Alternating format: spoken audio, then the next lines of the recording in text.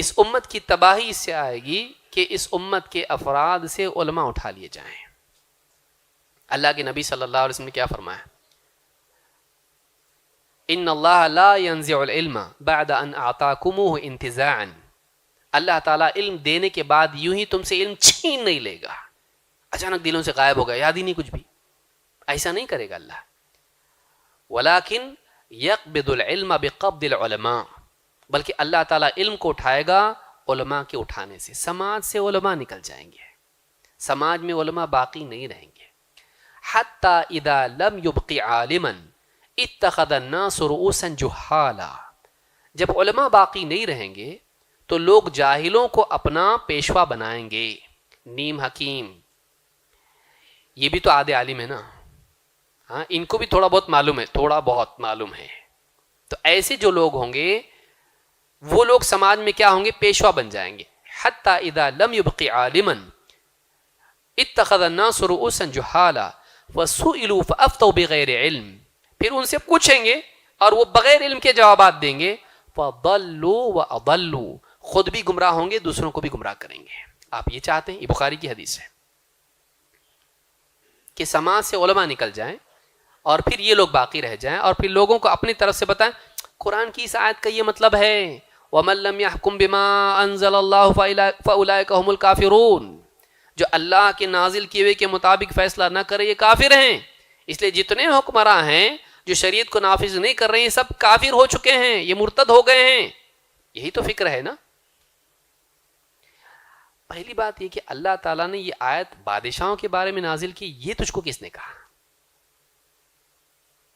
اس میں ہے کہ جو بادشاہ اللہ کی شریعت کے مطابق فیصلہ نہ کریں وہ کافر ہیں. ایسا کدھر ہے اس میں؟ من عموم کا صیغہ، اس کو یاد رکھیں. من جو ہے کیا ہے؟ اس میں جو کوئی اللہ کے نازل کیے ہوئے کے مطابق فیصلہ نہ کرے یہ سب کافر ہیں. تو مانتا ہے نا وہ کافر ہے، تو تجھ کو سب کو کافر ماننا چاہیے جو اللہ کے نازل کیے ہوئے کے مطابق فیصلہ نہ کرے.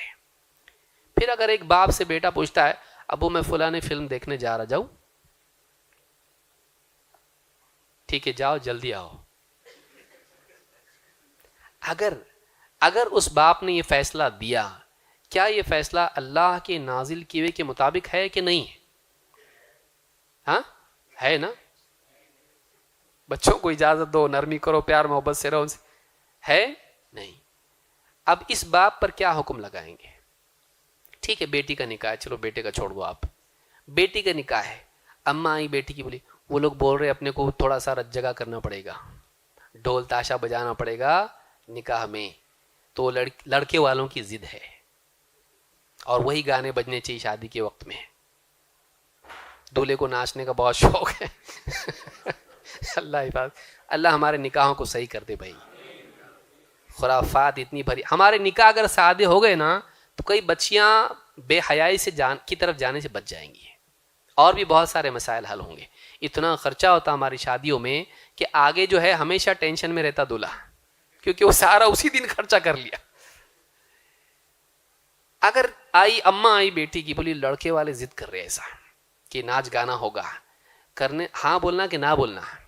اب آپ سوچا ابھی بہت مشکل سے رشتہ ہوا ہے، اتنی خوبصورت بھی نہیں بچی اپنی، اور بہت رشتوں کے بعد ایک رشتہ جمع. بولے ٹھیک ہے چلیں گا، ہم لوگ بلائیں گے فلاں دربار بینڈ یا فلاں بینڈ جو ہے ہم وہ بلائیں گے. ٹھیک ہے. ہاں اس بات پہ کیا حکم لگائیں گے آپ؟ اس نے کیا یہ جو فیصلہ کیا، حکمہ ہے نا، اس میں فیصلہ کیا کہ نہیں کیا؟ اس نے اپنی فیملی کے دائرے میں کیا. اس نے یہ جو فیصلہ اس نے کیا، کیا یہ فیصلہ شریعت کے نازل کیے کے مطابق ہے کہ نہیں ہے؟ نہیں ہے. پارٹی میں گیا، جاب پہ ہے، اب دوست نے بولا دیکھ میرا برتھ ڈے، تیرے کو پینا پڑے گا آج ایک گھوٹ میری خاطر، محبت کا جام. ہاں اب یہ سوچ رہا پیوں کہ نہیں پیوں. پیا تو گناہ، نہیں پیا تو دل ٹوٹے گا، اور یہ میرا ٹیم لیڈر بھی ہے، خالی دوست نہیں ہے، اور ایک رشتہ ہے جو زیادہ خطرناک ہے. سوچ رہا ہے، ابھی تک ڈیسائیڈ نہیں کیا اس نے. پھر فیصلہ کیا اس نے، جانے دے آج پی لیتے ہیں، توبہ کریں گے صبح فجر میں. یہ جو فیصلہ اس نے کیا، یہ فیصلہ اللہ کی شریعت کے مطابق کیا کہ نہیں کیا؟ نہیں کیا. اس پہ حکم لگے گا کافر کا؟ پھر خوارج کا عقیدہ کیا تھا؟ ہر گناہ کرنے والا کافر، ہر گناہ کرنے والا کافر. یہ کس کا اصول تھا؟ یہ خوارج کا تھا. ہم کہاں لے جا رہے ہیں امت کو؟ کہ جو آدمی شریعت کا نفاذ نہ کرے وہ کافر. تو انڈائریکٹلی آپ کدھر آ گئے؟ اور آپ نے کہا تو یہ ایک ایک کر کے گروہ در گروہ نکلیں گے. تو یہ جو طبقہ ہے یہ اس کا خاتمہ وہی ہوگا کہ پھر ہر آدمی جو گناہ کرتا ہے دین سے ہٹا ہوا ہے اس پر کفر کے فتوے لگیں گے. یہی کام کیا سید قطب نے. کیا کہا؟ مسلمان آج جاہلیت میں چلے گئے ہیں. جاہلیت کا مطلب کون سی جاہلیت؟ وہی جو اسلام سے پہلے تھی. سارے مسلمان آج اصل اسلام پر نہیں ہیں جب تک کہ واپس وہ اس فکر کو، اس دعوت کو قبول نہ کرے جو ہم پیش کر رہے ہیں. سارے مسلمانوں کو جاہلیت قرار دے دیا. اس کا انجام یہ ہے کہ ہم سارے مسلمانوں کی تکفیر کرتے پھرے ہیں. علماء نے کہا، ابن عباس رضی اللہ عنہ کہتے ہیں اس آیت کی تفسیر میں کفر دون کفر. یہ کفر وہ نہیں ہے جو اسلام سے خارج کرے، بلکہ یہ کفر کیا ہے؟ یہ اس کفر سے چھوٹا کفر ہے جو اسلام میں آدمی کو باقی رکھتا ہے لیکن بہت بڑا گناہ ہے. ہاں اگر وہ اللہ کی حلال کو حرام کرتا ہے یا حرام کو حلال کرتا ہے، حرام کو اپنے لیے حلال مان لیتا ہے، تب آدمی اسلام سے خارج ہوتا ہے. لیکن گناہ میں واقع ہونا، بغیر نیت کے گناہ کرتا گیا آدمی، بغیر فیصلے کے کرتا کوئی گناہ آدمی، میں فیصلہ نہیں کرا لیکن گناہ کرنا چاہتا، کرتا کوئی ایسا نہیں، اس کو فیصلہ تو کرنا ہی پڑتا نا. انما الاعمال بالنیات، ارادہ تو ہوتا ہے اس میں، فیصلہ تو ہوتا ہے اس میں. تو پھر آپ ہر گناہ گار کو کافر قرار دینے والے بن جاؤ گے اگر اس آیت کی یہ تفسیر آپ لوگے. لیکن علماء نے کہا کہ وہ کفر ہے، لیکن کون سا کفر؟ جو اسلام سے باہر نہیں کرتا. جیسے اللہ کے نبی صلی اللہ علیہ وسلم نے فرمایا کہ اثنان فی امتی ہما بہم کفر، دو چیزیں میری امت میں ایسی ہیں جو کفر والی ہیں. کیا ہیں؟ الطعن فی الانساب والنیاحہ، کہ ایک کسی کے نسب میں تانا دینا اس کو اور ماتم کرنا. بیچاری بچہ ہمارا ماتم کر رہی، کیا ہو گئی؟ ابھی وہ اسلام سے باہر کر دیں گے آپ اس کو؟ نہیں، یہ کفر ہے، کفر کے اعمال میں سے، لیکن اسلام سے باہر نہیں. یہ کون سا کفر ہے؟ چھوٹا کفر. شرک بڑا بھی ہے چھوٹا بھی ہے، کفر بڑا بھی ہے چھوٹا بھی ہے، نفاق اعتقادی عملی بھی ہے. بڑے والے سے باہر جاتا ہے، چھوٹے والے سے اندر رہتا ہے، لیکن بہت بڑا گناہ ہے. تو اب یہ جتنے فکر والے ہیں ان لوگوں نے کیا کیا؟ اسلام سے باہر کر دیا حاکموں کو. اب ظاہر بات ہے کہ جب اسلام سے باہر ہو گئے تو ان کو ہٹانے کے لیے پوری طاقت سے لوگوں کو تیار کرو.